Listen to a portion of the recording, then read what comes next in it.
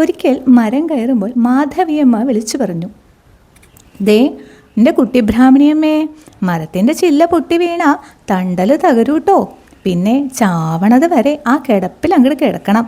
ഗോവിന്ദപുരത്ത് മാല കൊടുക്കുന്നതിന് പുറമെ ആ യുവതി ബസ്സുകാർക്ക് മുൻവശം അലങ്കരിക്കുവാൻ മാലകൾ കൊടുത്തിരുന്നു അത്രേ. മാസാമാസം അവർ 15 രൂപ പ്രതിഫലം കൊടുത്തിരുന്നു. അമ്പലത്തിൽ പോകുന്നവളായതുകൊണ്ട് കുട്ടി ബ്രാഹ്മണിയമ്മ അയിത്തം ആചരിച്ചിരുന്നു.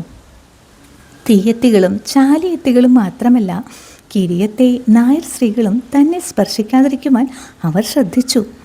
പൂക്കളെ മാത്രം സ്പർശിച്ചു. പൂക്കൾക്ക് ജാതിയോ മതമോ ഒന്നും ഇല്ലയെന്ന് ബ്രാഹ്മണിയമ്മയ്ക്ക് അറിയായിരുന്നു. പഠിക്കൽ വേലിയിൽ പടർന്ന 4 മണിപ്പൂക്കൾ അവർ പൊട്ടിച്ചത് ഒരു മൃദുസ്പർശത്തോടെ ആയിരുന്നു. അവരുടെ വിരലുകൾക്ക് വേദനിപ്പിക്കുവാൻ വശമുണ്ടായിരുന്നില്ല. അവർ ഷഷ്ടിക്കും ഏകാദശിക്കും ഉപവസിച്ചു.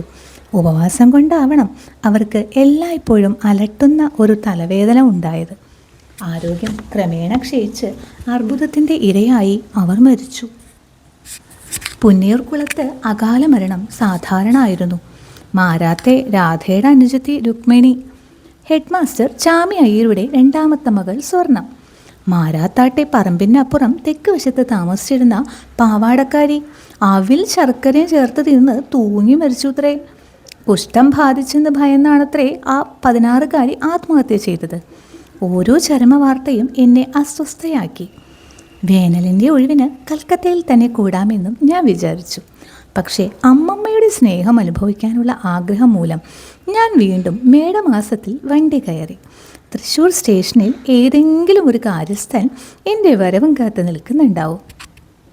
ആരുമില്ലെങ്കിൽ അമ്പാഴത്തേലെ കാര്യസ്ഥൻ പൈലിയെ അമ്മമ്മ കരുവാൻ്റെ കാറെടുത്ത് സ്റ്റേഷനിലേക്ക് പോവാൻ നിർബന്ധിക്കും.